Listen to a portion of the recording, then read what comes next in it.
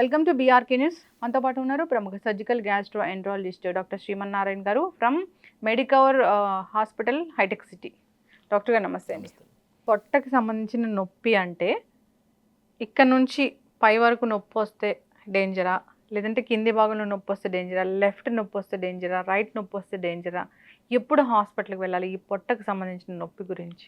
జనరల్గా మనకి బాడీలో ఒక పార్ట్లో సపోజ్ కన్ను నొప్పి వచ్చిందంటే రైట్ సైడ్ కన్ను నొప్పి వస్తుందని కంట్లోనే మనకి నొప్పి వస్తుంది.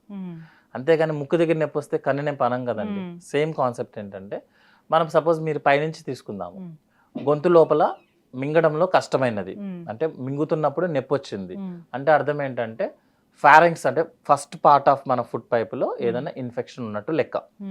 తర్వాత మనకి ఫుడ్ పైప్ అంటే మన ఛాతి దాటేస్తుంది ఆల్రెడీ.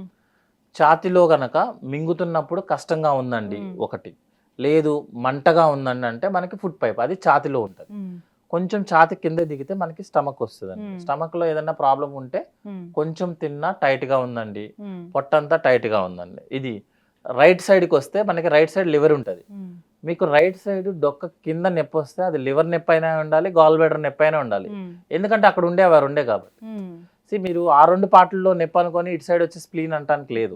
మన బాడీలో ఏ పార్ట్ అయితే పెయిన్ అయితే కుడి చేతికి నొప్పి అంటే కుడి చేతికే ఉంటుంది మేడం, ఎడమ చేతికి ఉండదు కదా.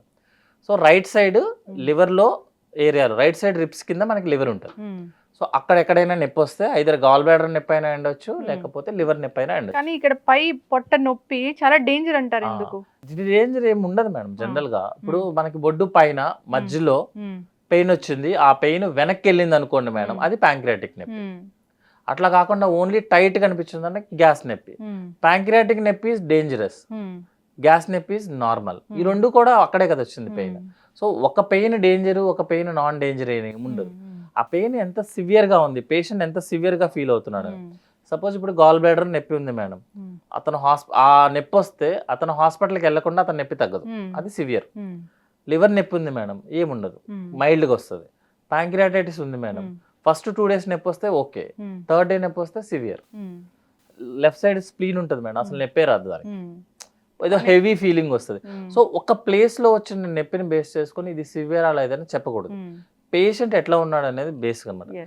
సపోజ్ ఇప్పుడు మనకి హార్ట్ పేషెంట్ వాళ్ళు ఉన్నారు, కొంతమందికి బొడ్డు పైన జస్ట్ ఛాతికి మధ్యలో కొంచెం కింద అక్కడ కూడా నొప్పి వస్తుంది. జనరల్ గా అందరికి చెప్పినలాగా లెఫ్ట్ సైడ్ హ్యాండ్ లాగేస్తున్నట్టు ఉంది, దడదడ అలా ఉండాల్సిన అవసరం ఏం లేదు.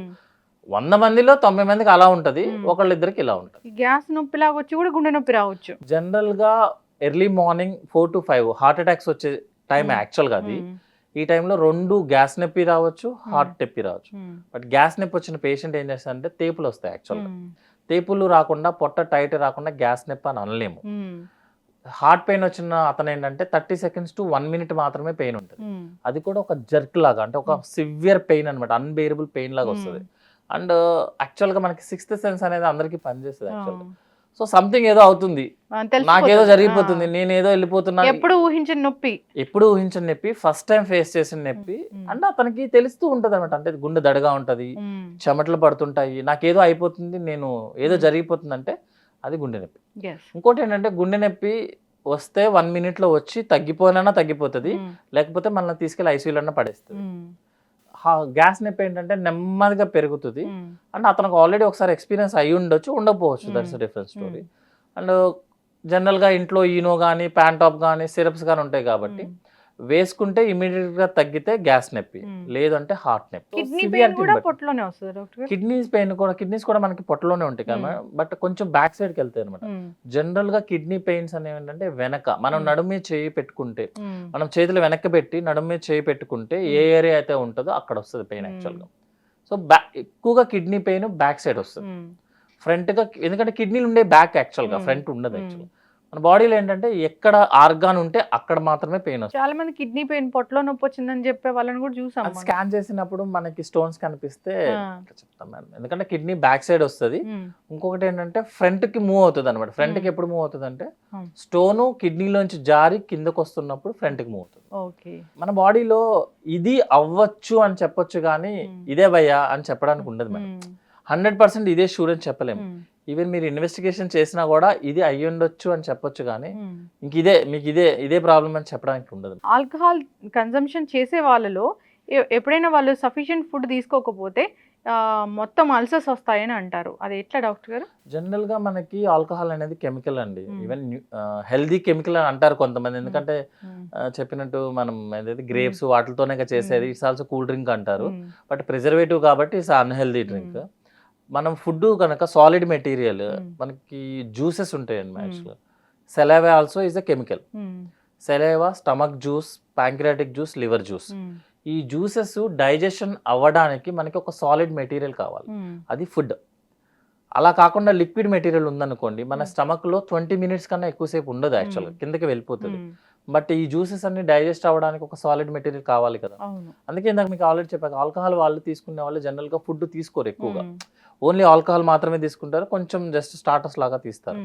సాలిడ్ మెటీరియల్ లేకపోతే, మన జ్యూసెస్ డైజెస్ట్ చేసుకోవడానికి ఏమీ లేకపోతే మన పార్ట్స్ నే డైజెస్ట్ చేస్తుంది, అవే అల్సర్స్.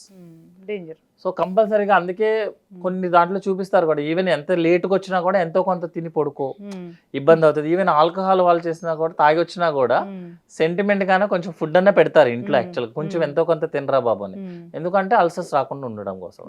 సో సాలిడ్ ఫుడ్ అనేది కంపల్సరీ మేడం. చక్కటి ఇన్ఫర్మేషన్ డాక్టర్ గారు, ధన్యవాదాలు.